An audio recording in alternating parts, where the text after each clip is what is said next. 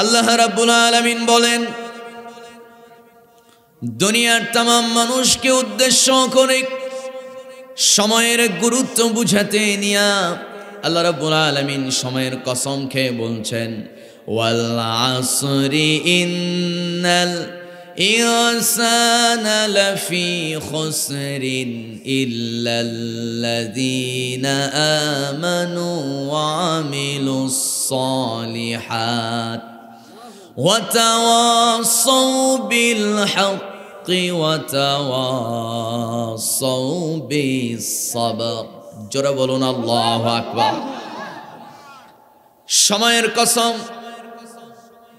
নিশ্চয় ইনসান মানব জাতি লাফি খুসর। লাফি মানে মধ্যে নিমজ্জিত। কার মধ্যে নিমজ্জিত? খুসর, ক্ষতির মধ্যে নিমজ্জিত। কথাটা কার? সমস্ত মানুষ।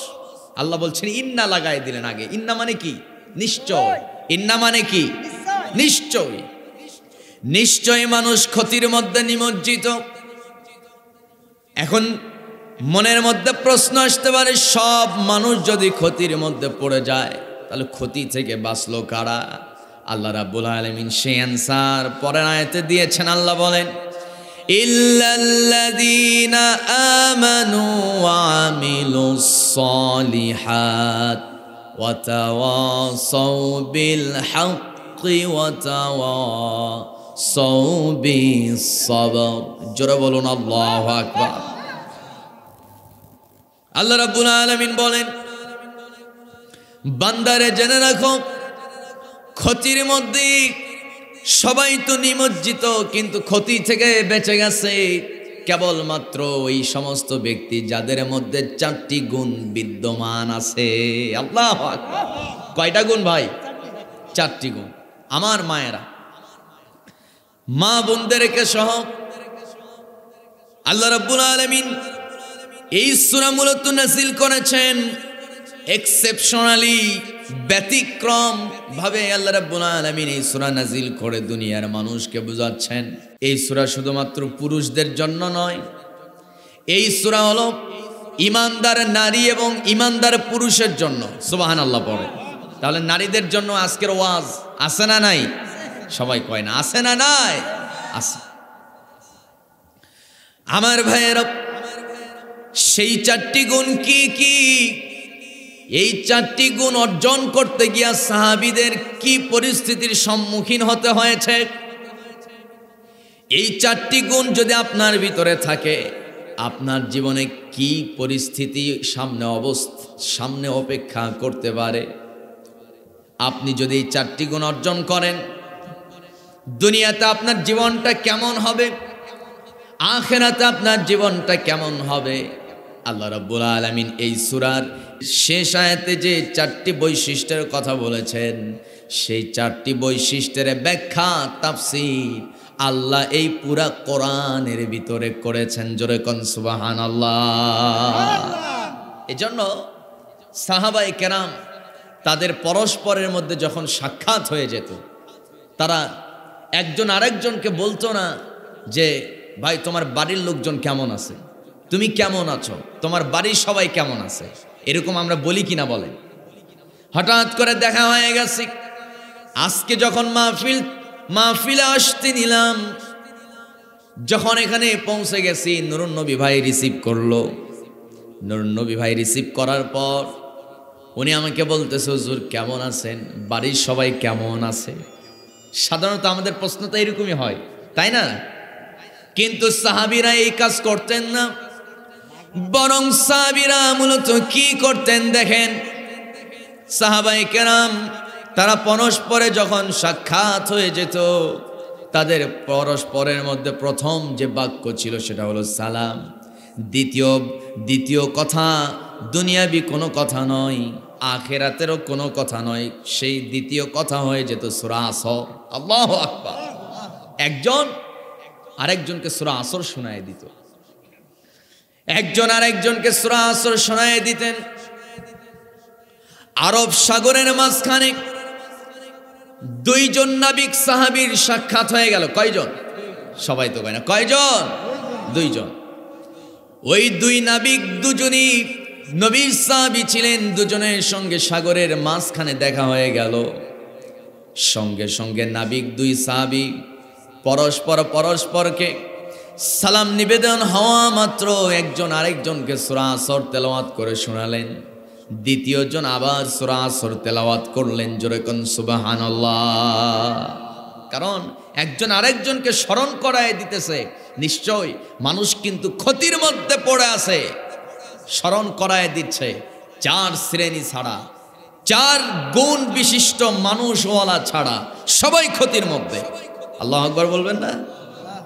তাহলে সেই ক্ষতির থেকে বাঁচতে হলে সম্মানিত ভাইয়েরা, এই চারটি গুণ আমাদের প্রত্যেকের ভিতরে থাকা দরকার। আছে না নাই বলুন? সবাই কয় না, ঘুমাইছেন বোধহয়। বলেন বলেন, আছে না নাই?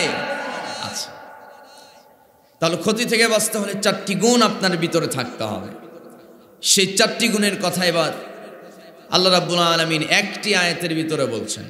এক নাম্বার গুণ হলো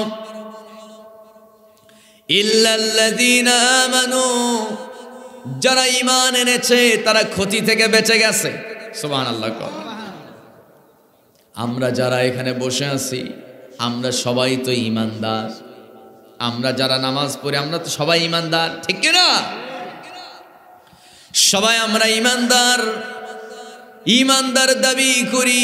কিন্তু কথা হলো আমার বন্ধুগণ, ঈমানদার দাবি করা যায়, ঈমানদার দাবি করলে ঈমানদার হওয়া যায় না।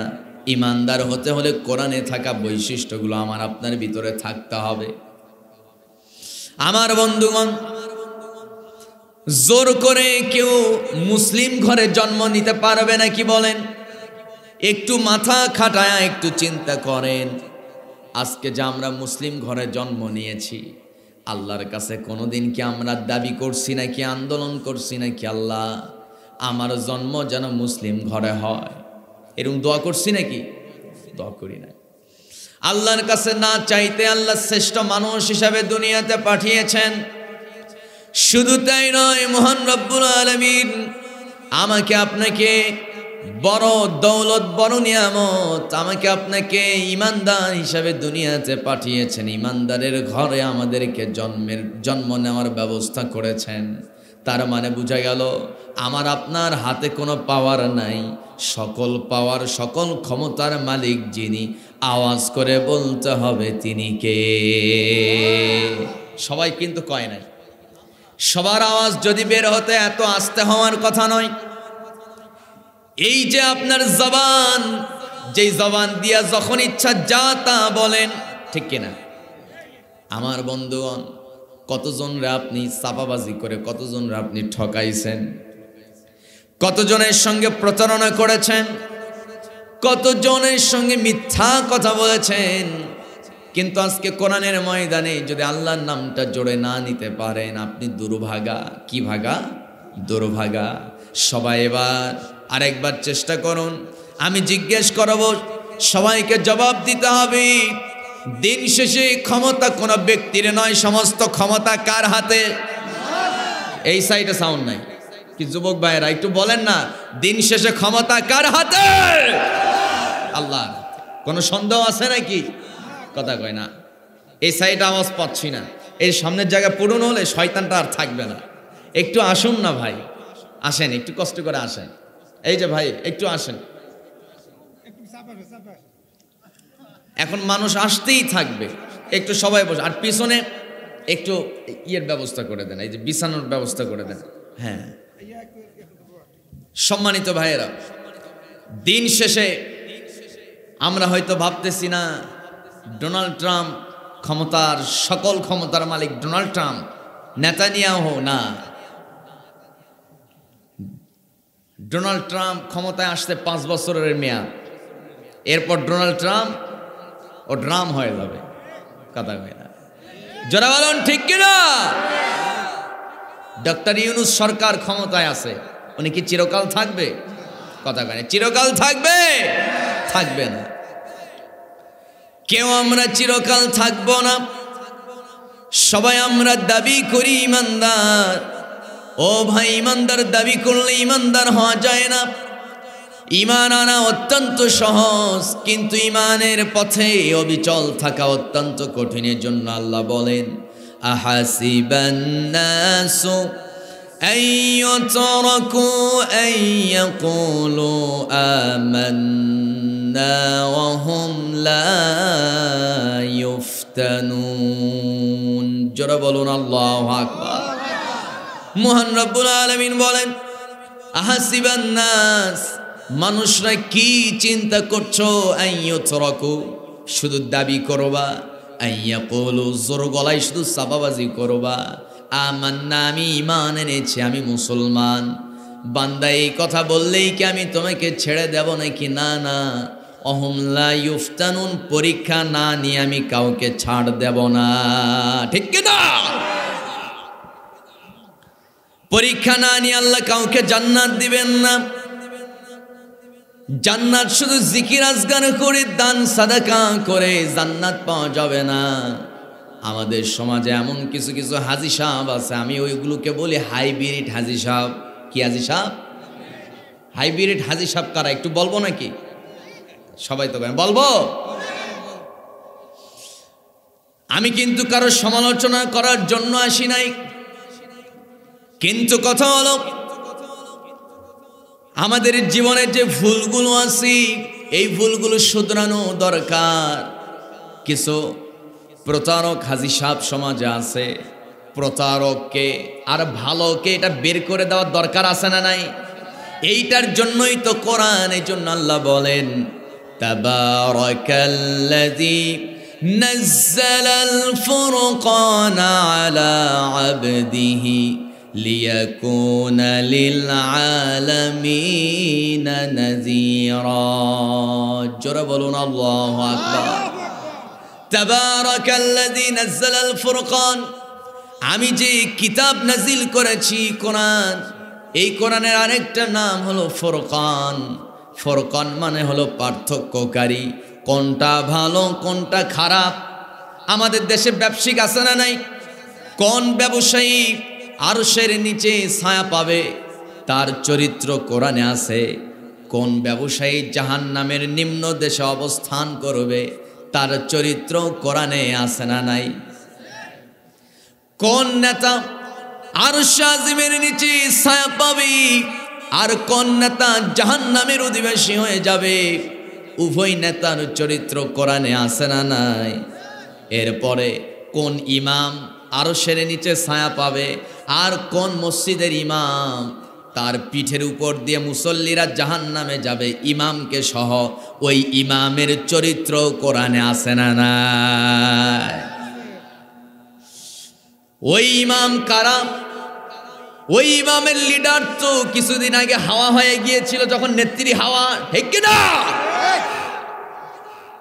আমার বন্ধুগণ, সমাজে কিছু হাজি সাহেব আছে চাকরি জীবনে সুদের টাকা নাড়াচাড়া করত, সুদের টাকা ঘুষের টাকা লেনদেন করত। শেষ বয়সে 2-3 চিল্লা দেওয়ার পর দাড়িটা রাইখা হঠাৎ করে হজ করে হাজি সাহেব সাইজা মসজিদের বিশাল মুসল্লি, বিশাল বড় হাজি সাহেব, নামাজ কালাম কিছুই ছাড়ে না, কিন্তু তিনি তার সেই পুরানো বদ অভ্যাসটাও ছাড়তে পারে না। সুদের কারবার আছে না নাই? বলেন বলে আছে না নাই? সুদের টেকনিকই আবার আলাদা, একটু বলবো নাকি? আমার বন্ধুগণ, এলাকার কোন এক যুবক বিপদে পড়ছে, হাজি সাহেবের কাছে গিয়ে বলতেছে, দাদা ভীষণ বিপদে পড়ে গেছি, দয়া করে 1000 টাকা ধার হবে নাকি, একটু ধার দেওয়া যাবে নাকি? কারণ যুবক জানে হাজি সাহেবের একটা ছেলে ম্যাজিস্ট্রেট আর একটা ছেলে হচ্ছে MBBS ডাক্তার, টাকা পয়সার অভাব নাই। যেই না যুবক বলছে টাকা লাগবে 1000 টাকা দেওয়া যাবে নাকি 3 দিনের জন্য, হাজি সাহেবের নরম মেজাজ গরম হয়ে গেছে। হাজি সাহেব বলতেছে, বেটা বুঝিস না এখন মানুষের হাতে টাকা নাই, আমার হাতে টাকা আসবে কই, চাকরি নাই, মুরব্বী মানুষ। যুবক ভয়ে ভয়ে বলতেছে, দাদা আপনি এত রেগে যাচ্ছেন কেন?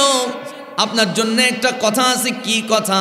কানের কাছে মুখটা নিয়ে গিয়ে আস্ত করে বলতেছে, দাদা আজকে শনিবার আপনি 1000 টাকা দিবেন, আগামী মঙ্গলবার আপনাকে টাকাটা ফেরত দেব, 3 দিনের বিনিময়ে আপনাকে 300 টাকা, 1000 টাকার সাথে আরও 300 টাকা।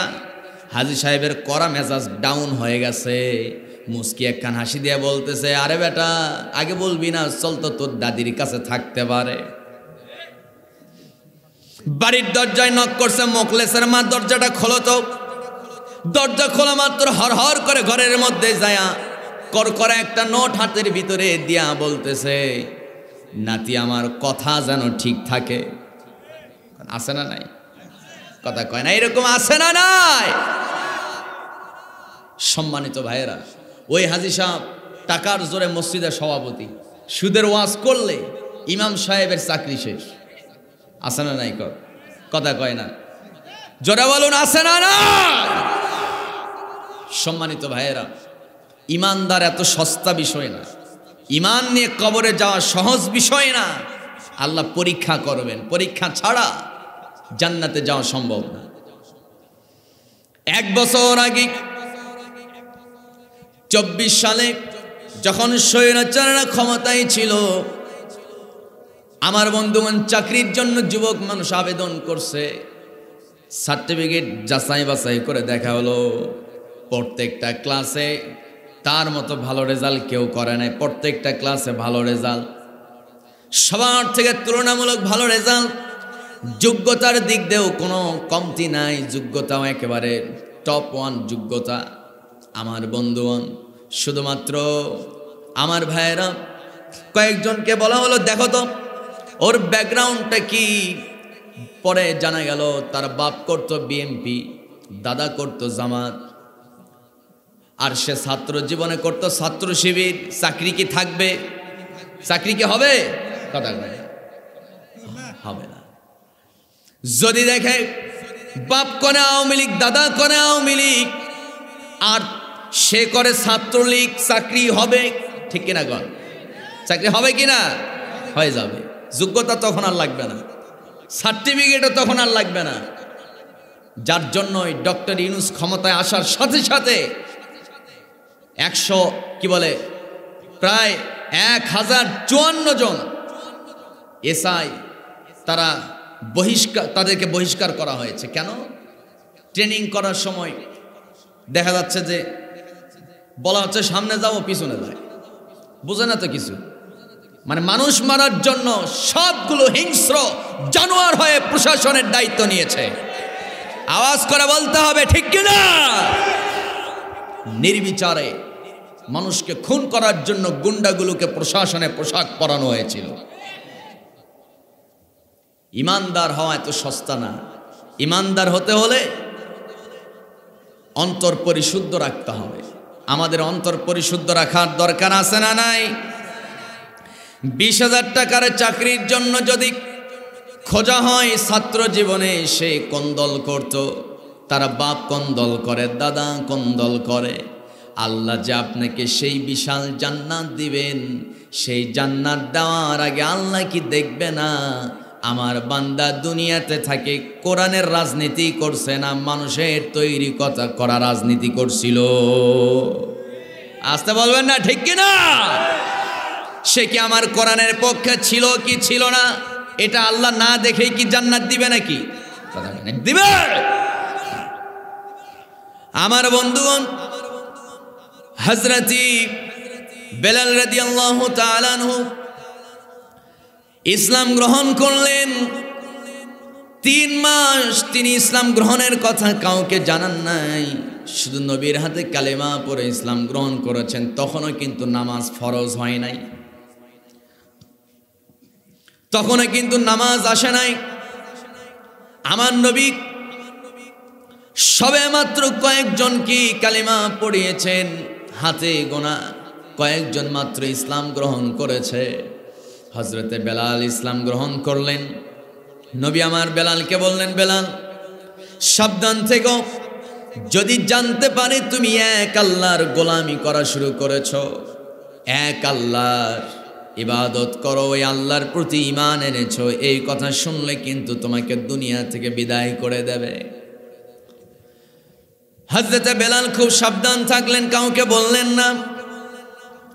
3টা মাস অতিবাহিত হওয়ার পর হঠাৎ করে নবীর উপরে একটা আয়াত নাজিল হলো। কি সেই আয়াত?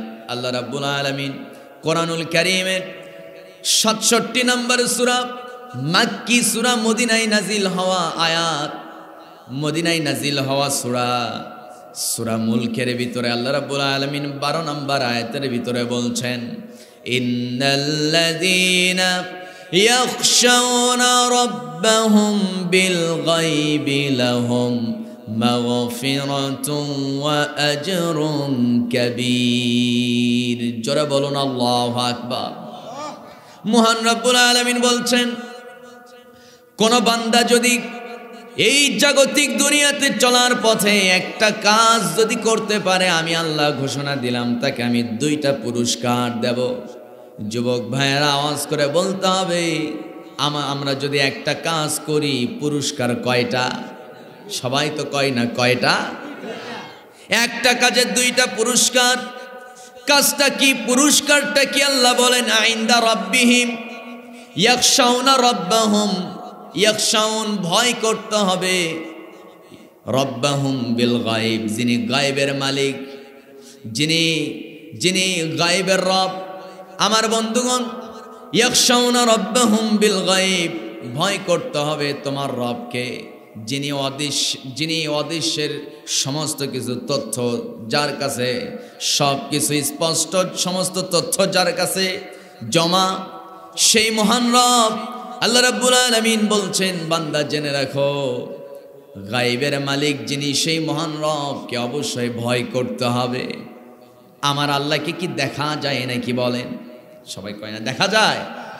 সবাই তো সূরা বাকারার প্রথমের কয়েকটা আয়াত মুখস্থ থাকার কথা, যারা পারেন আমার সঙ্গে ঠোঁট মিলিয়ে পড়েন। আল্লাহ রাব্বুল আলামিন বলেন, আলিফ লাম মিম যালিকাল কিতাবু লা রাইবা ফি হুদাল লিল মুত্তাকিন الذين يؤمنون بالغيب ويقيمون الصلاة ومما رزقناهم ينفقون। জোরে বলুন আল্লাহু আকবার। মহান রব্বুল আলামিন বলেন, জালিকাল কিতাব, এটা তো এমন একটা কিতাব রে বান্দা, যার ভিতরে সন্দেহ তো দূরের কথা, ভুল তো দূরের কথা। এই আয়াতের ভিতরে যতগুলো আয়াত আছে, কোরআনের ভিতরে ত্রুটিযুক্ত কোন আয়াত খুঁজে পাবে না। সুবহানাল্লাহ কয়, আর একটু আস্তে কোন সুবহানাল্লাহ। কিন্তু এই ভুলমুক্ত, সন্দেহমুক্ত, সম্পূর্ণ নির্ভেজাল এই কোরআনটা কাদের জন্য আল্লাহ রাব্বুল আলামিন নাজিল করেছেন? সবাই বলেন, হুদাল লিল মুত্তাকিন, মুত্তাকিদের জন্য এই কিতাব যিনি নাজিল করছে, আওয়াজ করে বলতে হবে তিনি কে? আল্লাহ বলেন, আল্লাযীনা ইউমিনুনা বিল গায়ব, মুমিন তো তারা যারা গায়বের মালিক আল্লাহ কি, যারা বিশ্বাস করে গায়বের মালিককে। ও ভাই ইমানদাররা, যারা ঈমান এনেছেন, এটা তো ঈমানের প্রশ্ন। সবাই আওয়াজ করে বলতে হবে, আমাদের গায়বের মালিক, অদৃশ্যের মালিক তো একজন। আওয়াজ করে বলুন তিনি কে? সেই আল্লাহকে দেখা যায় না, তার কথা শোনা যায় না, কিন্তু তিনি আমাদেরকে দেখেন, আমাদের কথা শোনেন। আল্লাহু আকবার। আল্লাহ রাব্বুল আলামিন এজন্য বলছেন, সেই মহান রব, অদৃশ্যের মালিক আল্লাহকে ভয় করে চলো, পুরস্কার আমি আল্লাহ 2টা দেব। কি পুরস্কার? আল্লাহ রাব্বুল আলামিন বলেন, লাহুম মাগফিরাতুন ওয়া আজরুন কাবীর। বান্দা, প্রথম পুরস্কার হলো, ও বান্দা, কেঁদে কেঁদে আমার কাছে মাফ চাইতে হবে না। তোমার কলিজার ভিতরে যদি আমার ভয় স্থান দিতে পারো, দুনিয়ার সমস্ত মানুষকে ভয় না করে সমস্ত মানুষকে মানুষ মনে করে যদি কেবলমাত্র আমার ভয়, আল্লাহর ভয় যদি কলিজায় ধারণ করতে পারো, বান্দা আমি ওয়াদা দিলাম দুনিয়াতে আমি সব সময় তোমাকে নিষ্পাপ রাখবো। বান্দা দুনিয়া থেকে যখন বিদায় নেবে তার পূর্বে জিন্দেগির গুনাহগুলো ক্ষমা করে এরপরে দুনিয়া থেকে তোরে টান দেব। সুবহানাল্লাহ। মানে আল্লাহ যখন আমাকে দুনিয়া থেকে টান দেবে তার পূর্বে আল্লাহ আমাকে নিষ্পাপ বানায় দিবে। ওয়াদাটা যিনি করলেন তিনি কে? সবাই তো কয় না, আওয়াজ করে বলতে হবে তিনি কে? আমার ভাইয়েরা, এইরকম মৃত্যু আমরা চাই কি চাই না? সবাই তো কয় না চাই কি চাই না। আমার বন্ধুগণ, কখন মরব কোনো গ্যারান্টি নাই। আল্লাহ কোথায় কোরআনের কথা বলতে হবে ওই কথাও বলেছেন। আল্লাহু আকবার বলবেন না? আল্লাহ নিজেই বলেন, وَإِذَا قُرِئَ الْقُرْآنُ فَاسْتَمِعُوا لَهُ وَأَنصِتُوا لَعَلَّكُمْ تُرْحَمُونَ। জোরে বলুন আল্লাহু আকবার। কোরআন সব সময় সব জায়গায় বলা যায় না, কিন্তু যেখানে কোরআনের আলোচনা হবে চারপাশটা নিস্তব্ধ রাখতে হবে, চারপাশটা খুব শান্ত শিষ্ট সুশৃঙ্খল পরিবেশ বজায় রাখতে হবে। যারা কোরআন শুনবে তারা যদি পরিবেশটা সুন্দর রাখে, পরস্পর যদি খুব সুন্দরভাবে মনোযোগ দিয়া চুপ থেকে যদি তারা কোরআন শুনতে পারে, লাআল্লাকুম তুরহামুন, আসমানের সমস্ত রহমত এবং বরকত ওই বান্দার জন্য বরাদ্দ হয়ে যাবে। কথাটা কার? সবাই কেন কথাটা কার? আমার আপনার জীবনে বরকত নাই জন্য অ্যান্টিবায়োটিক ট্যাবলেট খাওয়ার পর রাতে ঘুম হয় না। কথা কয় না, ঠিক কিনা? আমার আপনার জীবনে বরকত নাই দেখে স্বামী স্ত্রীর মধ্যে মাঝে মধ্যে তর্ক আছে না নাই? আমার আপনার জীবনে রহমত নাই, বরকত নাই দেখি আমার আপনার আমাদের নিজের কলিজার টুকরা আদরের সন্তানটা আমাদেরকে দাম দেয় না, কথা শোনে না। পিতামাতার অবাধ্য সন্তান আছে না নাই? আজকে আমার আপনার ভিতরে রহমত নাই দেখি সিয়ান নিয়ে মারামারি আছে না নাই? কে ক্ষমতায় যাইবে এই নিয়ে ঠেলাঠেলি আছে না নাই?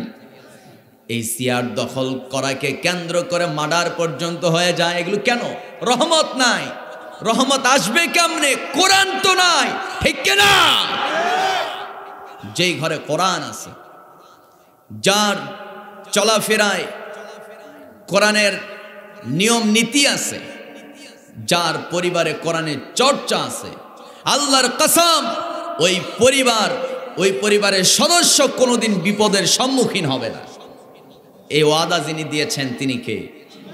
সবাই বলুন তিনি কে? আল্লাহ তাআলা। আমার ভাইয়েরা, যেই কথা বলছিলাম, আল্লাহ রাব্বুল আলামিন বলেন, বান্দা তোমার কলিজার ভিতরে যদি গায়বের মালিক, অদৃশ্যের মালিক, মহান শক্তিধর সেই রবের ভয় যদি বান্দা তোমার কলিজার ভিতরে যদি স্থান দিতে পারো, বান্দা জেনে রাখো আমি যখন তোমাকে দুনিয়া থেকে টান দেব, যখন তোমার হায়াত শেষ হয়ে যাবে, জিন্দেগির সব গুনাহগুলো মোচন করে দিয়া তোমাকে নিষ্পাপ বানায়া, যেমন করে নিষ্পাপ হিসাবে দুনিয়াতে পাঠিয়েছি, ওই রকম নিষ্পাপ বাচ্চার মতোই আমি তোমাকে দুনিয়া থেকে উঠায় নিয়ে আমার জান্নাতে ঢুকাবো। এইরকম মৃত্যু আমরা চাই কি চাই না? চান কারা কারা? দুইটা হাত উঁচু করে দেখায় দেন। আল্লাহ আল্লাহ আমার সময় আসবে, দাঁড়ান, হাত একটু উঁচু করেন না সবাই, দোয়া হবে তো, এটা তো রেকর্ড হয়ে যাবে। আজকে হাত তোলার বরকতে হতে পারে আপনাকে আল্লাহ নিষ্পাপ বানায় উঠাতে পারেন, ঠিক কিনা? সবাই বলুন ইয়া আল্লাহ, আমাদের জিন্দেগির গুনাহগুলো মাফ করে দাও। সবাই বলি আমিন। হাত নামা। এই যে আজকে আমরা হাত তুলে ওয়াদা করেছি, এটা কিন্তু রেকর্ড হয়ে গেল। হয়তো এই যে একসঙ্গে আল্লাহর কাছে দোয়া করার বদৌলতে হতে পারে আল্লাহ জান্নাতে একটু জায়গা দিতে পারে, পারে কি না? আল্লাহর দয়া কম না বেশি? আমার কথা কি রাগ করতেছেন নাকি? আপনারা কষ্ট হচ্ছে নাকি? সম্মানিত ভাইরা, 2 নম্বর পুরস্কার আল্লাহ কি দিবেন? মহান রব্বুল আলামিন বলেন ওয়া আজরুন কাবীর, ও বান্দা জেনে রাখো আমি তোমাকে দুনিয়া থেকে উঠায় নেওয়ার পর পরকালীন জিন্দেগি, আখিরাতের জিন্দেগি, ওই জিন্দেগিতে আমি আল্লাহ তোমাকে সীমাহীন পুরস্কার, বহুতল ভবন বিশিষ্ট বড় অট্টালিকা আমি তোমাকে দান করে দিব। আর একটু জোরে বলি আল্লাহু আকবার। এই জান্নাত আমরা চাই কি চাই না? তাহলে কোন ব্যক্তির রক্তচক্ষুকে ভয় করার টাইম আছে আমাদের? বন্দুকের নলের ভয় করে আমাদের সময় অপচয় করার দরকার আছে? মুসলমান তো বীরের জাতি। মুসলমান বুলেট, কামান, বন্দুক, গোলাবারুদ, মিসাইল, পারমাণবিক বোমাকে ভয় করে না।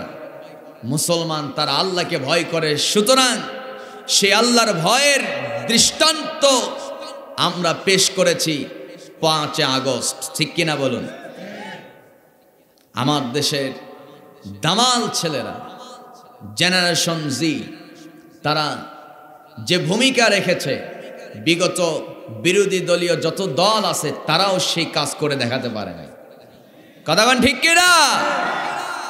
তার মানে বোঝা গেল জালিম কি দেশ থেকে বিতাড়িত করার জন্য কিছু দরকার নাই, শুধু দরকার হচ্ছে কলিজার ভিতরে আল্লাহর ভয়।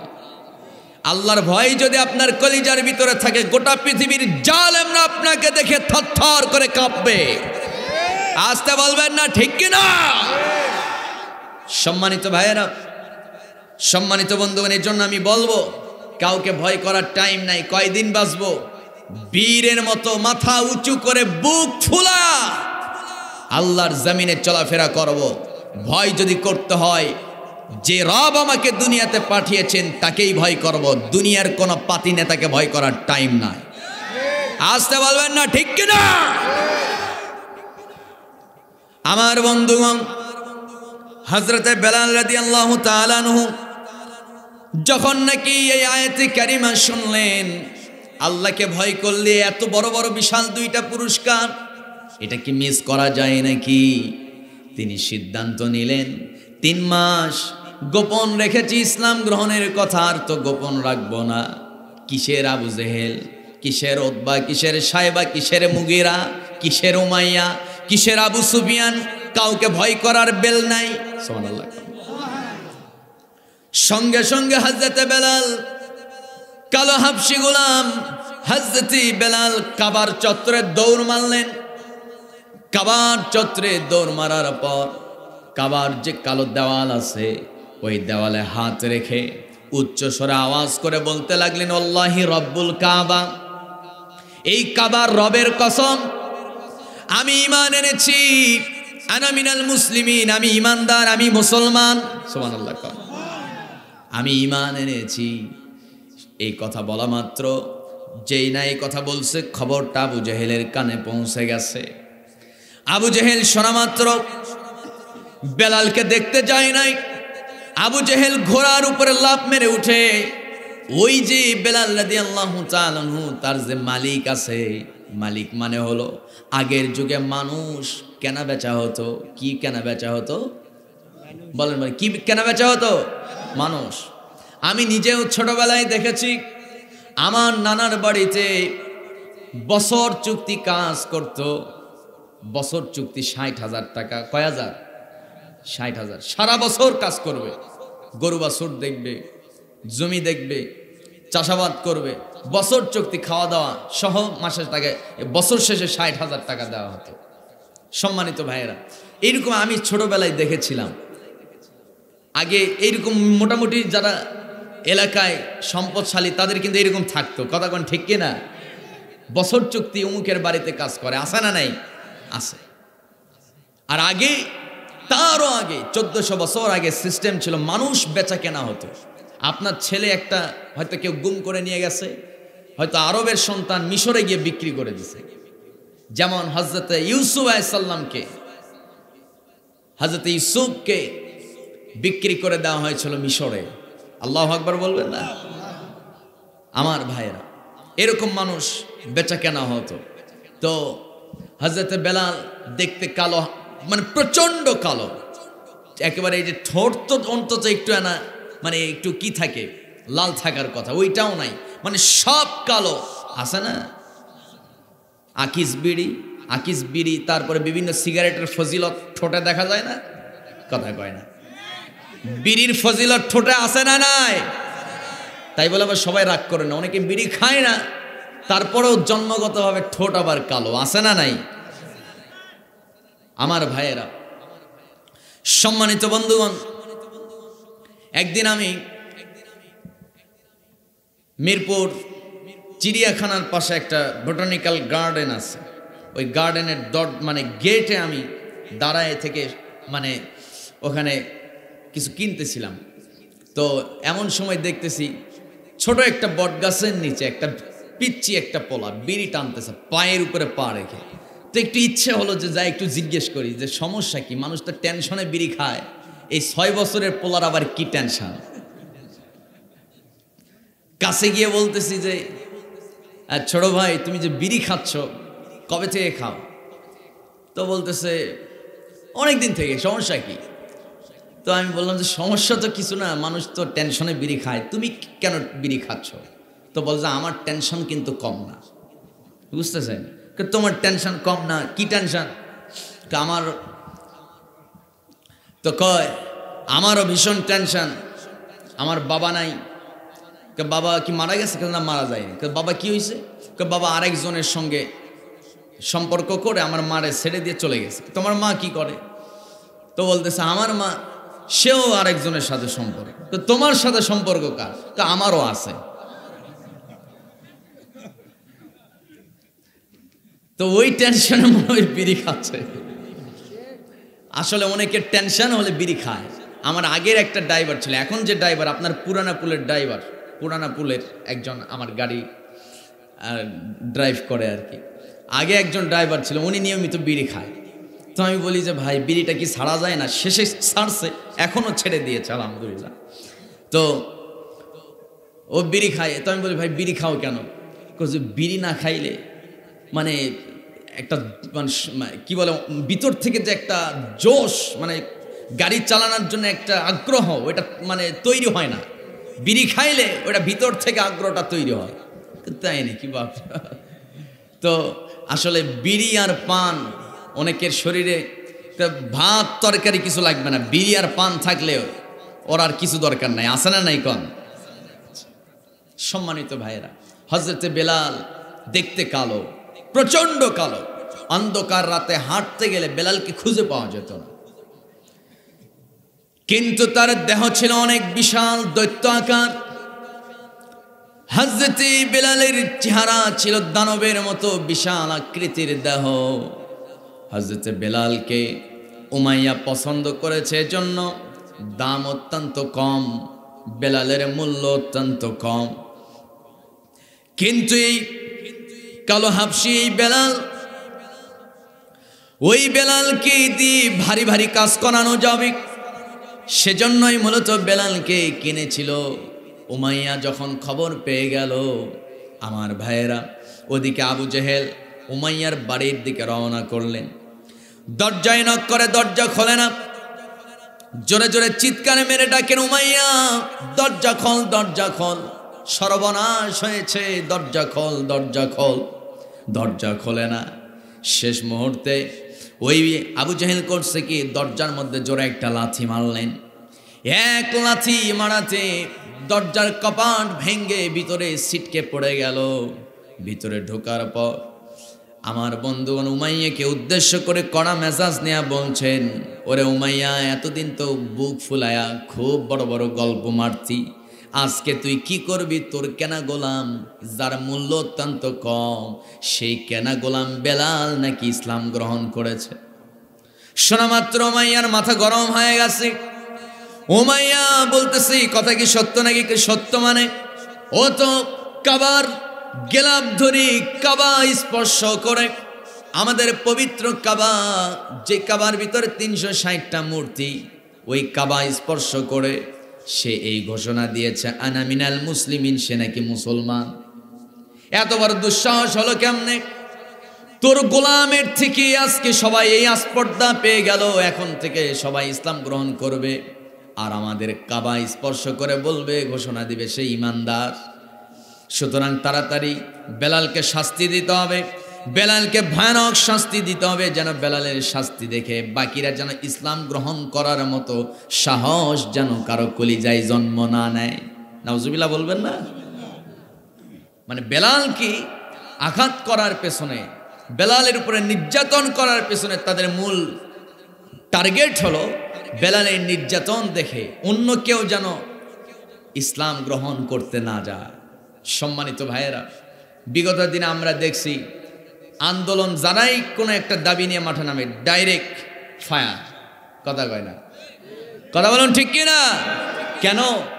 কারণ হচ্ছে ফায়ার করলে, টিয়ার শেল মারলে, এরপরে জলকামান, টিয়ার শেল এইসব নিক্ষেপ করলে এরা ভয়ে পালিয়ে যাবে। সম্মানিত ভাইয়েরা, বাকিরা আন্দোলন করতে আসবে না। আবার শুধু তাই নয়, বাড়িতে বাড়িতে তল্লাশি হতো, বাড়িতে ঘুমাতে পারতো না, জঙ্গলে গিয়ে ক্ষেত খামারে গিয়ে ঘুমানো লাগতো। কথা বলুন ঠিক কিনা? কেন? এর মূল উদ্দেশ্যই হচ্ছে তিনি চেয়ার ছাড়বেন না। কিন্তু উনি জানে না যে চেয়ারের মালিক আল্লাহ। চেয়ারের মালিক কে? কথা বলেন, চেয়ারের মালিক কে? যাকে ইচ্ছা চেয়ারে বসান, যাকে ইচ্ছা লাঞ্ছিত অপমানিত করে চেয়ার থেকে কান ধরে নামায় দেন। ক্ষমতা কার? আল্লাহ তাআলা। বেলাল রাদিয়াল্লাহু তাআলা আনহু যখন নাকি ঘোষণা দিয়েছেন, উমাইয়া তৎক্ষণাৎ চলে আসলো, তার বাহিনী বেলালকে গ্রেপ্তার করে ফেললো।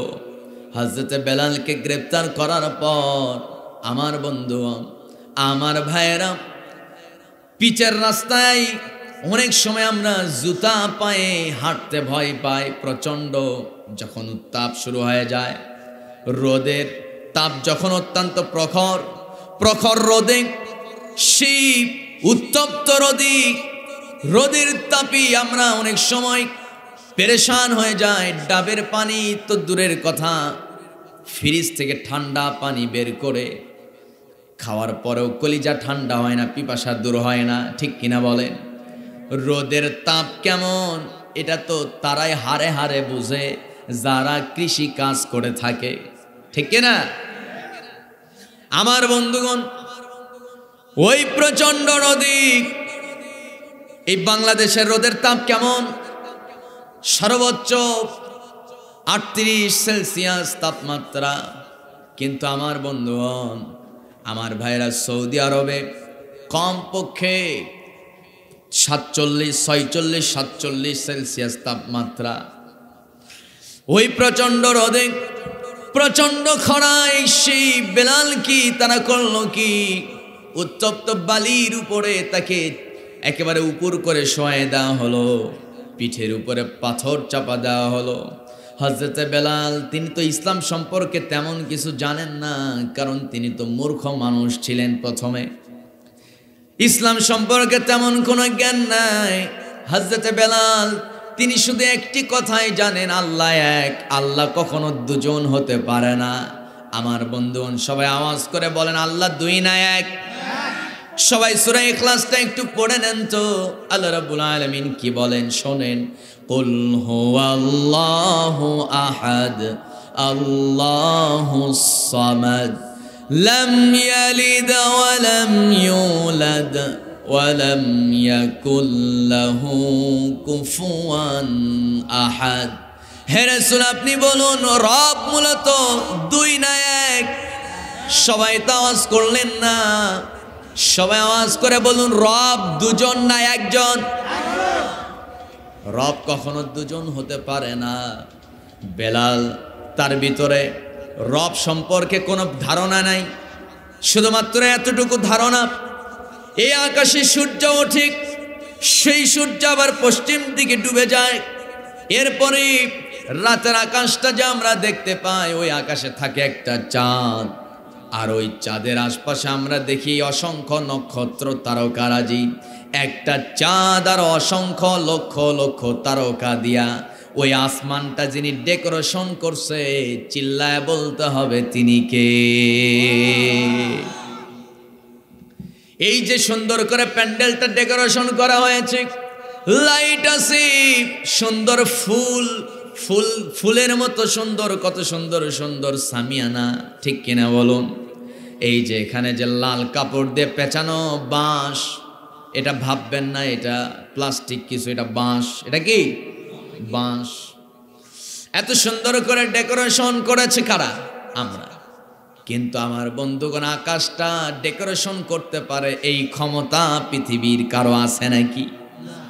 বেলাল এতটুকুই জানে, এই আকাশে সূর্য ওঠে, সূর্য ডুবে, চাঁদ উঠে, চাঁদ ডুবে, দিনের আলোতে আমরা যে বাইরে ঘোরাফেরা করি, ওই সূর্যের আলোতে চলাফেরা করি। দিন এবং রাত, এই সব কিছুর আবর্তন পরিবর্তন। এরপরে আকাশ থেকে বৃষ্টি বর্ষণ থেকে নিয়ে সব কিছু কেবলমাত্র একজনের নির্দেশেই হতেছে, তিনিই হচ্ছেন রব, আর তিনিই হচ্ছেন এক এবং অদ্বিতীয়। এছাড়া তার মাথায় কিন্তু ইসলাম সম্পর্কে আর সেকেন্ড কোনো ধারণা নাই। আমার ভাইয়েরা, শুধুমাত্র এতটুকুই জানেন, আল্লাহ মহান, আর তার প্রেরিত একজন প্রতিনিধি, তার নাম হচ্ছে মুহাম্মদ বিন আব্দুল্লাহ সাল্লাল্লাহু আলাইহি ওয়াসাল্লাম। আমার ভাইয়েরা, বেলালের পিঠের উপরে যখন পাথর চাপা দেওয়া হয়েছে, হযরত বেলাল কিছু তো জানেন না, শুধুমাত্র আওয়াজ করে করে বলছেন সূরা ইখলাসের প্রথম আয়াত, হু আল্লাহু আহাদ, আল্লাহ আহাদ, আল্লাহ আহাদ, আল্লাহ দুই না এক। সবাই কয় না দুই না এক। অন্য কিছু জিকির তিনি জানে না, সুবহান আল্লাহর জিকির জানে না, আলহামদুলিল্লাহর জিকির জানে না, লা ইলাহা ইল্লাল্লাহ পড়তে পারেন না পুরাটা।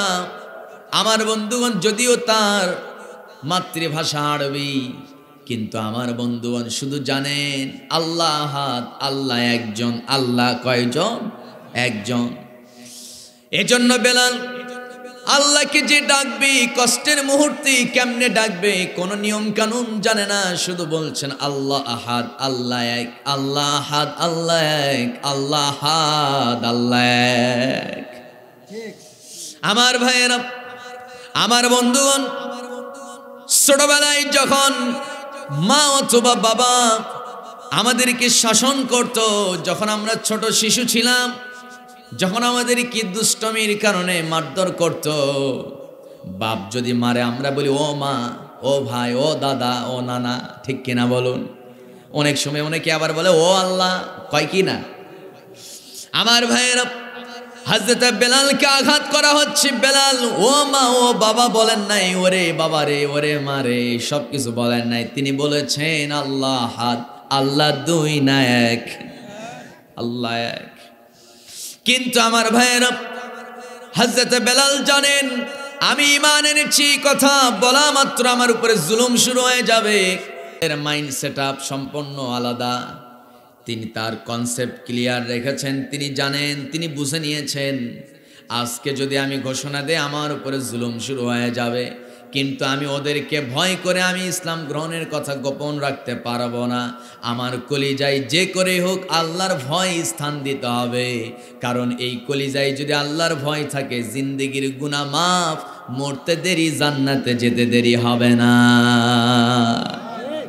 আমার ভাইয়েরা, আমার বন্ধুগণ, হযরত বেলাল রাদিয়াল্লাহু তাআলা আনহু, তার উপরে যখন চরম নির্যাতন শুরু হয়ে গেছে, বেলাল রাদিয়াল্লাহু তাআলা আনহু বারবার তিনি আল্লাহ হাদ, আল্লাহ হাদ বলেন, কিন্তু আবু জেহেল, উতবা, শাইবা হযরত বেলাল রাদিয়াল্লাহু তাআলা আনহু তার মালিক উমাইয়া এই শব্দটা সহ্য করতে পারে নাই। তারা বলতেছে, ওরে বেলাল, তোর প্রতি আমাদের দাবি হলো যা চিৎকার করবি করবি, সমস্যা নাই, কিন্তু আল্লাহ হাদ এই আওয়াজটা অন্তত করিস না, কারণ এই শব্দটা আমাদের জন্য বিরক্তিকর। নাউজুবিল্লাহ কবেন না? আমাদের দেশে এইরকম আবু জেহেল মার্কা কিছু মানুষ আছে, আল্লাহু আকবার স্লোগান সহ্য করতে পারে না। যারা ঠিক বলে না ওই গ্রুপ, যারা গান ঠিক কিনা, আল্লাহু আকবার স্লোগান সহ্য করতে পারে না। অনেক মুসলমান আছে টকশোতে বসে মিষ্টি মিষ্টি কথা বলে, আবার বলে আল্লাহু আকবার স্লোগান নাকি বিতর্কিত স্লোগান। আল্লাহু আকবার স্লোগান কি স্লোগান? এটা নাকি বিতর্কিত স্লোগান। আল্লাহর কসম, আল্লাহু আকবার মানে হচ্ছে আল্লাহ বড়, আল্লাহ বড়, আল্লাহু আকবার এই স্লোগানকে যারা বিতর্কিত বলে তাদের জন্ম বিতর্কিত। যারা বলুন ঠিক কিনা? এই সমস্ত বিতর্কিত লোকগুলোকে যদি উম্মতে মুহাম্মাদি সামনে পায়, খোদার কসম তাদের দায়িত্ব হবে ওর জিহ্বা পায়ের নিচে রেখে জিভ টেনে ছিঁড়ে ফেলে দেওয়া। রাজি আছেন কারা কারা? দুইটা হাত আমি তাদের দেখতে চাই মুসলমান।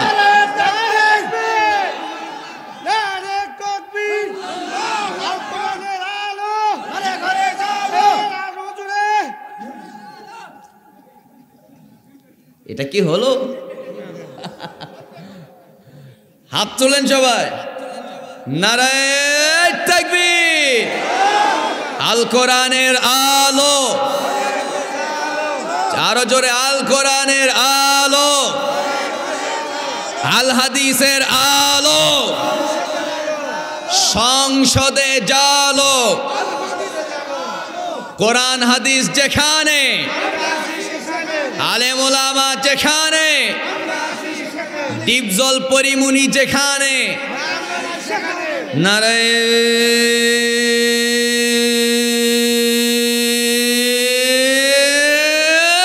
তাকবীর। হাত নামা। কষ্ট হলো নাকি? পাঁচ বিবি জাম্বুবানের পাশে, এখান থেকে কত দূর হবে জানি না, কাছে মনে হয় 3-4 কিলো। ওই জাম্বুবানের পাশে, জাম্বুবানেও আমার মাহফিল ছিল, ওই স্টেজে আমার পাশের গ্রামে একটা দাওয়াত নিয়েছিল, ওই মাহফিলে গেলাম। তো জাম্বুবানে কি ওয়াজ হয়েছে, আবু জেহেলের উত্তরসূরিরা তো টের পাইছে। পাওয়ার পর স্টেজে ওঠা মাত্র দেখলাম একটা স্লিপ লিখছে, হুজুর ওয়াজ করেন কিন্তু আল্লাহু আকবার স্লোগান যেন না হয়। রে, আমি সরাসরি সেদিন বলেছি এই লেখাটা কে লিখছে তারা না দেখে ওয়াজ করব না। কথা ঠিক আছে কিনা? কারণ কোন হিন্দু, বৌদ্ধ, খ্রিস্টান, অন্য ধর্মের কোন মানুষ আল্লাহু আকবার স্লোগান দিতে বারণ করে কোন পত্র, চিঠি তাফসীর মাহফিলের বক্তাকে দেওয়ার দুঃসাহস দেখাতে পারে না। এটা দেখাতে পারে তারাই যারা মুসলিম নামধারী আবু জেহেলের উত্তরসূরি। হাত তুলে বলতে হবে, কথা বলুন ঠিক কিনা?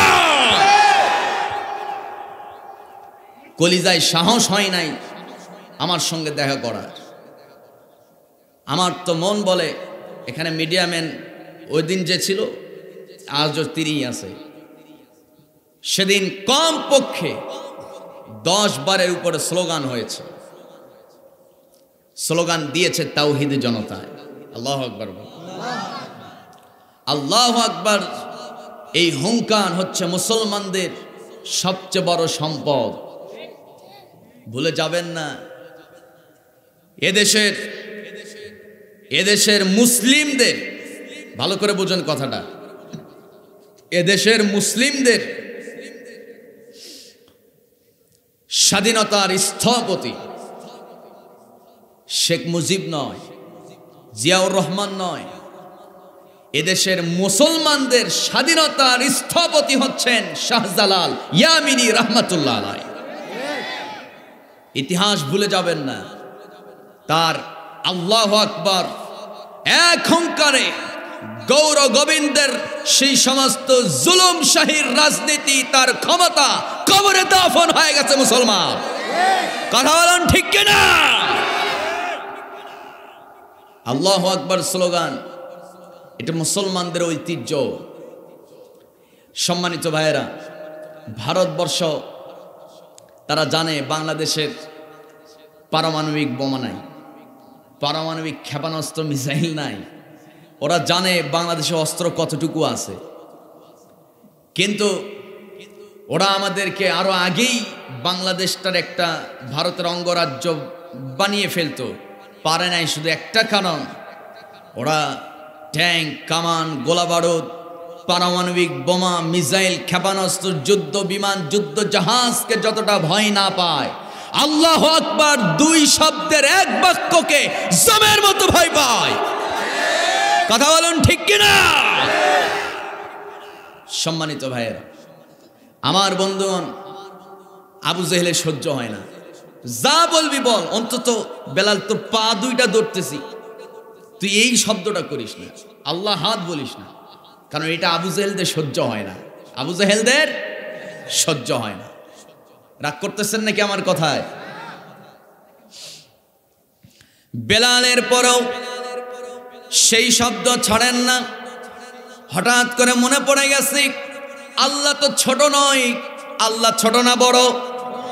সবাইকে জবাব দিতে হবে। যদি ঘুম ধরে উঠে চলে যান, ঘুমন্ত মানুষকে নিয়ে ওয়াজ করা যাবে না। কথা কয় না, ঠিক কিনা? বছরে একটা দিন যদি আইসা এখানে জিমান, আপনার মতো অলস এই এলাকায় আর দ্বিতীয়টা নেই।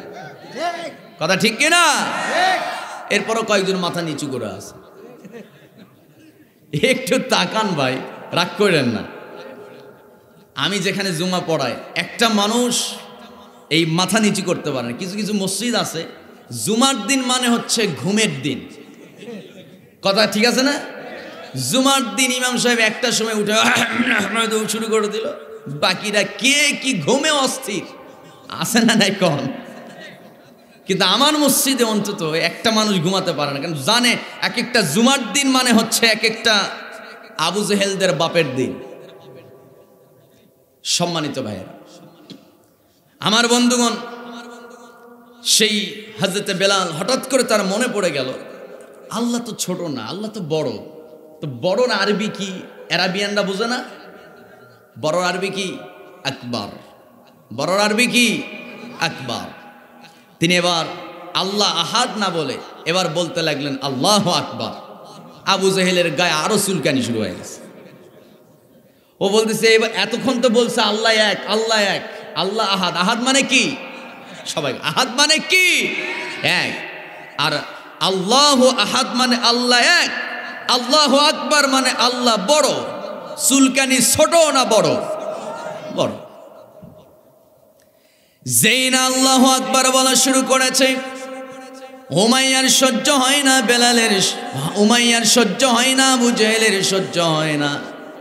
দুজন যুক্তি বুদ্ধি কইরা তারা করল কি, কিছু জ্বলন্ত কয়লা এনে বিছায় ফেললো। ওই জ্বলন্ত কয়লার উপরে বেলালকে চিৎ কইরা শয়ে দেওয়া হলো, বুকের উপরে পাথর চাপা দেওয়া হলো। বেলাল আরো জোরে জোরে আল্লাহ হাত বলে, আরো জোরে জোরে আল্লাহু আকবার বলে, কিন্তু বেলালের জবান থেকে একটা সেকেন্ডের জন্য এত শাস্তি দেওয়ার পরও আল্লাহু আকবার শব্দটা কেড়ে নিতে পারে নাই। আর একটু জোরে বলুন আল্লাহু আকবার। হযরত বেলাল রাদিয়াল্লাহু তাআলা আনহু তিনি প্রচন্ড আঘাতে ক্ষত বিক্ষত হয়ে গেছেন, চরম নির্যাতনের শিকার। হযরত বেলাল রাদিয়াল্লাহু তাআলা আনহু তাকে যখন চিৎ করে শোয়ায় দেওয়া হয়েছে, জ্বলন্ত কয়লার অঙ্গারগুলো বেলালের চামড়া ভেদ করে ভিতরে ঢুকে যায়।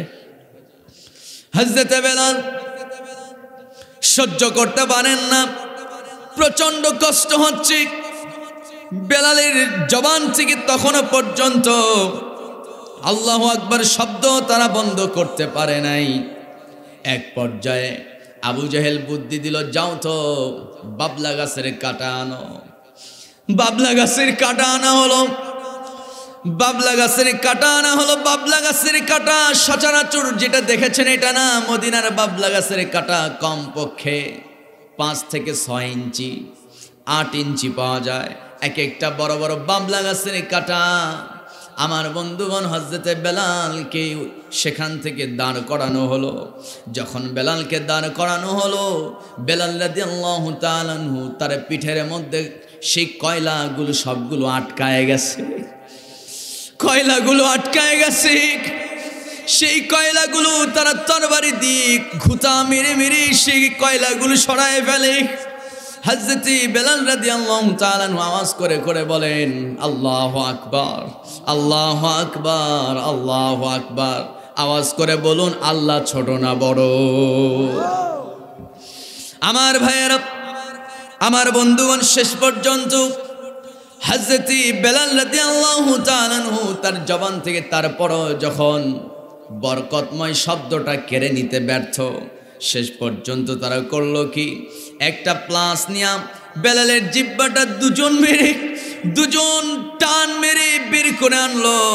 কিছু অনেক অংশ বের করে আনার পর বাবলা গাছের কাটা দিয়া জোরে জোরে আঘাত করা শুরু করলো।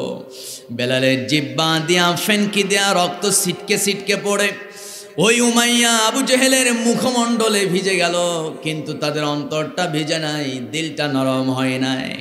হযরতে বেলালকে ওই যে আঘাত করা হয়েছে, সেদিন থেকে বেলাল সুন্দর করে কথা বলতে পারতেন না, তুতলামি তার মুখে থেকেই যেত।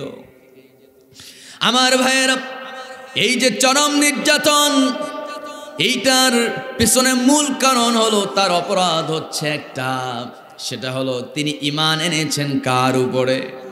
আসতে বলবেন না, ঈমান আনছে কার উপরে? আল্লাহর উপরে। আমার ভাইয়েরা, আমার বন্ধুগণ, ঈমান আনা এত সহজ বিষয় না। আমার নবীর কানে বেলালের নির্যাতনের সংবাদ যাওয়া মাত্র বসে থাকা নবীজি চট করে দাঁড়ায় গেলেন, ঘোষণা দিলেন, এই দুর্দিনে আমার বেলালকে, এই সামান্য মূল্যে কে আছো, আমার বেলালকে আমার কাছে আজাদ করে ফিরে আনতে পারবে? মুহূর্তের মধ্যে হযরত আবু বকর দাঁড়ায় গেলেন। নবীজি বলছেন, ও আমার সাহাবীরা, জেনে রাখো, এরকম বেলালের মতো নির্যাতিত এই সমস্ত আমার উম্মতদেরকে যারা কিয়ামত পর্যন্ত জালেমের হাত থেকে মুক্ত করে আনতে যারা অর্থ ব্যয় করবে, আমি রাসূল বলে দিলাম, আমি যেই জান্নাতে থাকব, ওই বান্দাকে, ওই সমস্ত সাহায্যকারী আমার উম্মতকে না নিয়ে আমি জান্নাতে যাব না। আমার নবীর সাহাবী আবু বকর আনন্দে আত্মহারা করলেন কি, তার বাড়িতে ছিল একটা স্বর্ণ মুদ্রার একটা থলি, মিনিমাম 3000 স্বর্ণ মুদ্রা ছিল।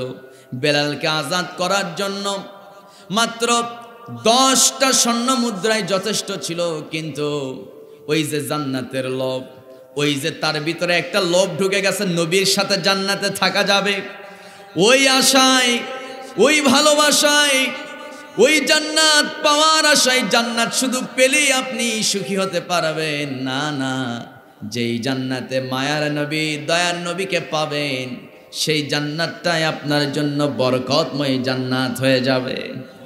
ওই জান্নাত পাওয়ার জন্য হযরত আবু বকর করলেন কি, তিনি 3000 স্বর্ণ মুদ্রার থলি সেখানে নির্যাতিত বেলালের কাছে চলে গেলেন।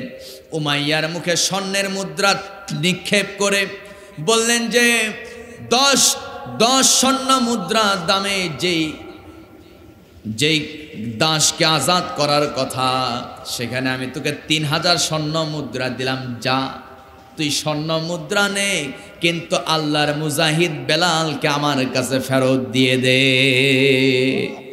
জোরে বলি আল্লাহু আকবার। বেলালকে আজাদ করলেন।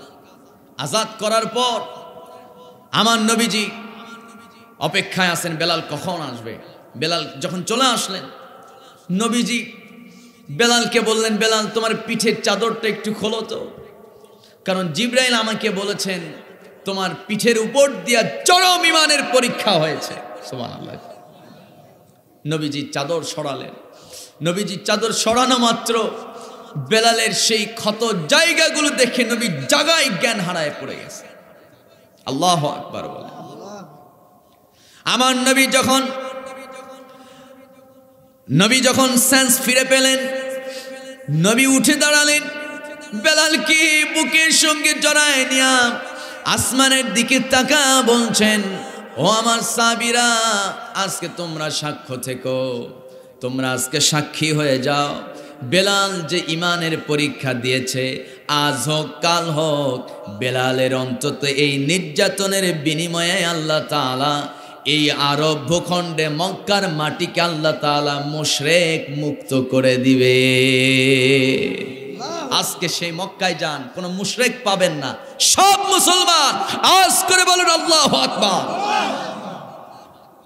কিয়ামতের আগে ইমাম মাহদি যখন চলে আসবেন, পৃথিবীতে কোনো মুশরিক থাকবে না, কোনো খ্রিস্টান থাকবে না, কোনো বৌদ্ধ থাকবে না, অন্য কোনো ধর্মের মানুষ থাকবে না, শুধু থাকবে ইহুদি।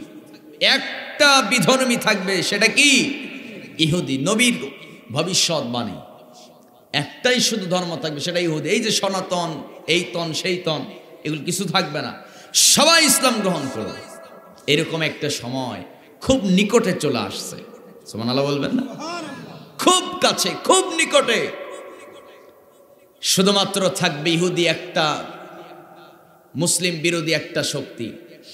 এই ইহুদিরা, তারা শুধুমাত্র গোটা পৃথিবী জুড়ে তারা মধ্যপ্রাচ্যে অবস্থান করবে। যেখানে অবস্থান করতেছে সেটা হচ্ছে সেই ইসরায়েল, ফিলিস্তিনের পাশে। আমার ভাইয়েরা, তাদেরকে খুঁজে পাওয়া অত্যন্ত সহজ হয়ে যাবে। ইমাম মাহদি নির্দেশ দেবেন, ইহুদিদেরকে যেখানে পাবে হত্যা করো। নির্দেশটা ইমাম মাহদির উপরে যিনি দিবেন তিনি কে? যেখানে ইহুদিদেরকে পাবে হত্যা করো। কারণ ইহুদিদের উপরে ডাইরেক্ট আল্লাহর অভিশাপ আছে না নাই? অসংখ্য নবী রাসূলকে তারা জবাই করেছেন। অসংখ্য কোরআন প্রেমিক, ইসলাম দরদি মুসলিম নরনারীকে তারা নির্যাতন করেছেন। অসংখ্য নারীকে তারা ধর্ষণ করেছেন। নাউজুবিল্লাহ পড়ে।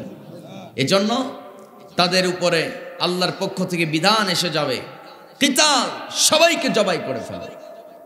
এমন একটা সময় আসবে পৃথিবীতে মুসলিম ছাড়া আর কেউ থাকবে না। এরপরে মানুষ আবার গোমরাহির দিকে চলে যাবে। তারপরে কিয়ামতের সূচনা হয়ে যাবে। আল্লাহ তাআলা আমাদের সবাইকে ঈমান রক্ষার ব্যাপারে সচেতন থাকার তৌফিক দান করুক। জোরে বলি আমিন। আরো জোরে বলি আমিন। ক্ষতি থেকে বেঁচে গেছে তারা যারা ঈমান আনছে কার উপর? সবাইকে বলতে হবে কার উপর? আল্লাহর উপর। ঈমানদার কোন পুরুষ, ঈমানদার কোন যুবক, সে তার চোখের খেয়ানত করতে পারে না, সে তার হাতের খেয়ানত করতে পারে না, সে তার জবানের খেয়ানত করতে পারে না। কিন্তু জবানের খেয়ানতকারী, চোখের খেয়ানতকারী, হাতের খেয়ানতকারী যুবক আছে না নাই? কথা কয় না কি? এরকম যুবক নাই বোধহয়? মোটামুটি বিকেল 4টা বাজার 10 মিনিট আগে যুবকরা মোটামুটি করে কি, এলাকায় আছে কিনা জানি না, একটু বলেই ফেলি। কিছু কিছু যুবক পোলাপান আছে 4টা বাজার 10 মিনিট আগে তাড়াহুড়ো। মা বলে, বেটা এত তাড়াহুড়ো কিসের? যাও কোথায়? কি সমস্যা? তোমার খালামণির সঙ্গে একটু কথা বলবো, যাও তো আমার নাম্বারে একটু ফ্যাক্সি লোড দাও। অথবা তোমার ছোট ভাই বাইরে গেছে, একটু খুঁজে আনো তো। বাড়ির কোনো একটা কাজের কথা বললি মেজাজ গরম। থামো তো, আমার গুরুত্বপূর্ণ কাজ আছে। তোমার কাজ পড়ে, আমার গুরুত্বপূর্ণ কাজ আছে। আসলে গুরুত্বপূর্ণ কাজ না। বিকেল 4টার সময় গার্লস স্কুল ছুটি হবে, মানে ওই গার্লস স্কুলের সামনে আগে ওর দাঁড়াবে এতিমের মতো। আছে না নাই? কর জোরে বলি, আছে না নাই? আসেন কারা কারা? হাত উঁচু করে আল্লাহকে দেখায় দেয়।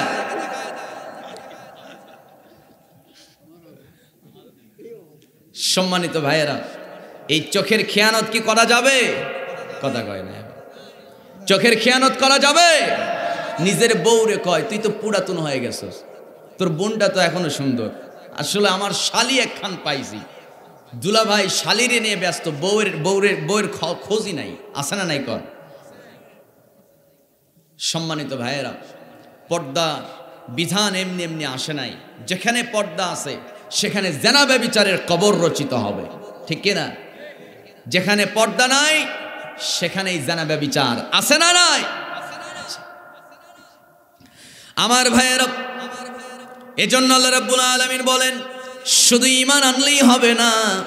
ও বান্দা, তুমি কি জানো জান্নাত পেতে হলে কি করতে হবে? আল্লাহ বলেন, ইন্নাল্লাযীনা আমানু ওয়া আমিলুস সালিহাতি কানাত লাহুম জান্নাতুল ফিরদাউসি নুজুলা খালিদিনা ফিহা লা ইয়াবগুনা আনহা হিওয়ালা। জোরে বলুন আল্লাহু আকবার। আল্লাহ রাব্বুল আলামিন বলেন, তুমি কি সর্বোচ্চ সম্মানজনক জান্নাত জান্নাতুল ফেরদাউস পেতে চাও নাকি বান্দা? দুইটা কাজ করো। এক নাম্বার হলো ঈমান আনো, দুই নাম্বার হলো সৎ কাজ করো। দুইটা কাজ করবে, জান্নাতুল ফেরদাউসের মালিক হয়ে যাবে। ওয়াদা যিনি দিছে আওয়াজ করে বলতে হবে তিনি কে? সৎ কাজ করার দরকার আছে না নাই? কথা কয় না, আছে না নাই? সৎ কাজ তো আমরা করতে চাই না। সৎ কাজে আমরা অনেকে মজাও পাই না। সুযোগ পাইলে মোবাইলে এমবি ভরায়া যা ইচ্ছা তাই দেখি, আছে না নাই? কথা কয় না, আছে না নাই? আল্লাহর কসম করে বলি, কোন যুবক যদি সে তার চোখ এবং তার জবানটাকে যদি নিয়ন্ত্রণে রাখতে পারে, আল্লাহর কসম করে বলি ওই যুবকের চাইতে আদর্শ যুবক দুনিয়া আখেরাতে খুঁজে পাওয়া যাবে না। কথা কয় না, ঠিক কিনা? আপনার জীবনের সমস্ত বাজে স্বভাব আপনি যদি বর্জন করতে চান, দুইটা কাজ করেন। চোখ নিয়ন্ত্রণ করেন, জবান নিয়ন্ত্রণ করেন। চোখ নিয়ন্ত্রণ করবেন কেমনে? যেই নারীটাকে দেখার জন্য আপনার মন শুধু লাফালাফি করে, ওই নারীর দিকে তাকানো যাবে নাকি বলেন? কথা বলেন, যাবে? তবে হ্যাঁ, তার দিকে তাকাবেন যাকে আপনি আলহামদুলিল্লাহ কবুল বলে বাড়িতে এনেছেন। ওই নারীর দিকে আপনি মোহাব্বতের দৃষ্টিতে একবার তাকাবেন। আপনার পূর্বের 1 বছরের সমস্ত চোখের সগীরা গুনাহ যিনি মাফ করবে, আওয়াজ করে বলুন তিনি কে? আপনি আপনার বৈধ স্ত্রীর দিকে ভালোবাসার দৃষ্টিতে, মোহাব্বতের দৃষ্টিতে একবার যদি তাকান, অথবা স্ত্রীকে যদি একটু চোখে চোখে চোখ রেখে যদি একটু ভালোবাসা আদান প্রদান করেন, নবীজি বলেন 1 বছরের চোখের গুনাহ মাফ করে দেবে আল্লাহ। সুবহানাল্লাহ কইতে ইচ্ছে করে না, কারণ বউ তো সুন্দর না হুজুর, সুবহানাল্লাহ কব কেন? এরকম চিন্তা করতেছেন নাকি আবার? না। সম্মানিত ভাইয়েরা, দুনিয়ার এই সৌন্দর্য না, আপনার এই চেহারা থাকবে না। প্রত্যেকটা মানুষ ইউসুফ আলাইহিস সালামের মতো সুন্দর হবে। সুবহানাল্লাহ। আপনার শরীরের কালো কোনো বর্ণই থাকবে না। সুবহানাল্লাহ। কালো শ্যামলা এটা থাকবেই না। সবাই একটা মানে হযরত ইউসুফ আলাইহিস সালামের মতো সুন্দর হয়ে যাবে। ইউসুফের মতো সুন্দর মানে কি বুঝেন? ইউসুফ আলাইহিস সালামকে দেখার জন্য জুলাইখা করলেন কি? তিনি তার বান্ধবীদেরকে বললেন, তোমরা আমাকে নিয়ে উপহাস করো, লা ইয়াসখর, আমাকে নিয়ে তোমরা উপহাস করো, ঠাট্টা বিদ্রূপ করো। তোমরা কি জানো আমি এমন ইউসুফের পাগল যে ইউসুফের দিকে তাকালে তোমরাও পাগল হয়ে যাবে। সুবহানাল্লাহ। কেমন তোমার ইউসুফ আমরা দেখব। জুলাইখা ইউসুফের সৌন্দর্য সম্পর্কে জানে, সেজন্য তিনি চিন্তা করলেন, তোমরা আমার ইউসুফকে যদি দেখতে চাও এমনি এমনি দেখা যাবে না। সবার হাতে একটা করে ফল উঠায় দিলেন, আর একটা করে চাকু দিয়ে দিলেন। আর হযরত ইউসুফ আলাইহিস সালামকে আনার জন্য আমার বন্ধুবান জুলাইখা তার একটা দাস ছিল, তাকে নির্দেশ দিলেন, এবার ইউসুফকে আনো। দরজা খোলা হলো। ইউসুফ যখন ঘরের মধ্যে ঢুকলেন, ইউসুফ জানে না কেন তাকে ঘরের মধ্যে ঢুকানো হতেছে। আমার বন্ধুগণ, ইউসুফ আলাইহিস সালাম যখন দেখলেন সামনে অনেকগুলো নারী, মাথা নিচু করলেন। কারণ ইমানদাররা যখন বেগানা নারী অথবা পরনারী, যেই নারীর দিকে তাকানো হারাম, সেই নারী যদি ভুলক্রমে সামনে চলে আসে, ওই সময় ইমানদাররা কি করবে? আল্লাহ বলেন, কুল্লিল মুমিনিনা ইয়াগুদ্দু মিন আবসারিহিম ওয়া ইয়াহফাযু ফুরুজাহুম যালিকা আযকা লাহুম ইন্নাল্লাহা খাবীরুম বিমা তা'মালুন। জোরে বলুন আল্লাহু আকবার। যারা ইমানদার পুরুষ, তাদের সামনে যখন ওই 14 জন ব্যতীত পরনারী যখন সামনে হাজির হয়ে যাবে, তখন সে তার চোখটাকে নিয়ন্ত্রণ করে ফেলবে, তার দিকে না তাকায় অন্য দিকে তাকাবে অথবা চোখটাকে অবনমিত করবে। নির্দেশটা যিনি দিয়েছেন আওয়াজ করে বলতে হবে তিনি কে। আপনি উল্টা পাল্টা নারীর দিকে তাকাবেন, ঘুম থেকে উঠে দেখবেন আপনার বিছানা উল্টা পাল্টা হয়ে গেছে। কথা বলেন ঠিক কিনা? সকাল সকাল শীতের সময় আমার বন্ধুগণ গোসল সারতে ভীষণ জ্বালা, আছে না নাই? কথা কেন আছে না নাই? আমার বন্ধুগণ, আমার ভাইয়ের এর জন্য চোখটা কি হেফাজত করতে হবে। ইউসুফ আলাইহিস সালাম মাথা নিচু করলেন, কারণ সামনে যেই নারীরা আছে ওদের দিকে তাকানো হালাল না হারাম? হারাম। তাকালেন না, মাথা নিচু করে আছেন। মাথা নিচু করে বলছেন, জুলাইখা কেন ডেকেছ বলো। আমার বন্ধুগণ জুলাইখা কিছু বলে না। জুলাইখা ইউসুফের কথায় কান না দিয়া তিনি এবার তারা বান্ধবীদেরকে ওই অবস্থায় বললেন, তোমরা এবার ফলটা কেটে ফেলো। আমার বন্ধুগণ কানের মধ্যে শুধু আওয়াজ আসছে জুলাইখার নির্দেশ, ফল কাটতে হবে। কিন্তু সবার চোখ গেছে ইউসুফের দিকে। কার দিকে? ইউসুফের দিকে। কারো খেয়াল নাই হাতে ছুরি কোন হাতে ছুরি কোন হাতে ফল। সবার চোখ গেছে ইউসুফের দিকে, কারণ ইউসুফ আলাইহিস সালামকে আল্লাহ এত সৌন্দর্য দান করেছেন। যদি কেউ ইউসুফ আলাইহিস সালামের দিকে তাকায়, সে তার খাবার ক্ষুধার্ত মানুষ, তার ক্ষুধার কথা পর্যন্ত ভুলে যেত।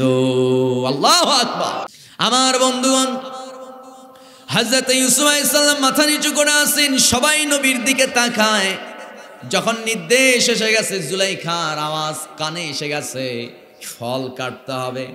এবার ছুরি নিলেন, ছুরি নিয়ে ফল যেই না জবাই করছে, ফল কাটতে কাটতে তারা তাদের হাতের চামড়া কেটে ফেলেছে, রক্ত ফেনকি দেয়া বের হয়। কিন্তু আমার বন্ধুগণ সেই নারীরা বুঝতে পারে নাই। শেষ পর্যন্ত ইউসুফ আলাইহিস সালাম পরিস্থিতি বুঝতে পেরে তিনি পেছনে ব্যাক করলেন, চলে গেলেন। সঙ্গে সঙ্গে সবাই সামনে তাকায় দেখে কি সবার হাতে রক্ত। আল্লাহু আকবার বলবেন, আরো জোরে বলুন আল্লাহু আকবার। আল্লাহ যে আপনাকে জান্নাতে 70টা করে, আল্লাহ যে আপনাকে আপনার মনোরঞ্জনের জন্য 70টা করে যে হুর দান করবেন, যেমন তেমন হুর না আমার বন্ধুগণ, সবচেয়ে সুন্দরী হুর। ওই হুরগুলো আপনার এই চেহারায় কি আকৃষ্ট হবে নাকি? এই চেহারা থাকবে না। আল্লাহ তাআলা ইউসুফ আলাইহিস সালামের মতো সুন্দর যুবক আপনাকে বানায় দিবেন। আর আপনার চেহারা দেখে 70টা হুর কেন, 70,000 হুর আসলে আপনার কাছে বেহুশ। আল্লাহু আকবার কয় না? আরো জোরে কোন আল্লাহু আকবার। নারীরা হয়তো একটু খেপে গেছে, হুজুর এটা ওয়াজ হলো? হ্যাঁ, নারীরা সব দিবে কিন্তু স্বামীর ভাগ কাউকে দিবে না। কথা কয় না? আসতে কবেন না, ঠিক কিনা? এবার জোর ঠিক আছে, মানে ভালোবাসাও ঠিক আছে। মায়েরা টেনশন কইরেন না। সম্মানিত ভাইরা, আমার বন্ধুগণ, নারী এবং পুরুষ, স্বামী এবং স্ত্রী দুজন যদি নেককার হয়, জান্নাতের যে 70টা হুর আপনার জন্য বরাদ্দ, ওই 70টা হুর তখন আপনার স্ত্রীর খাদেম হয়ে যাবে। আর ওই 70টা হুরের যা সৌন্দর্য, সেই সৌন্দর্যের দ্বিগুণ সৌন্দর্য আপনার স্ত্রীকে আল্লাহ দান করবে। জোরে বলি সুবহানাল্লাহ। তখন আপনার পাগলিটারে যখন জান্নাতে দেখবে, তখন বলবে, হুরেরা তোমরা সাইড কাটো, আমার বউরা আসতে দাও। সুবহানাল্লাহ। এই জন্য মায়েরা টেনশন করেন না।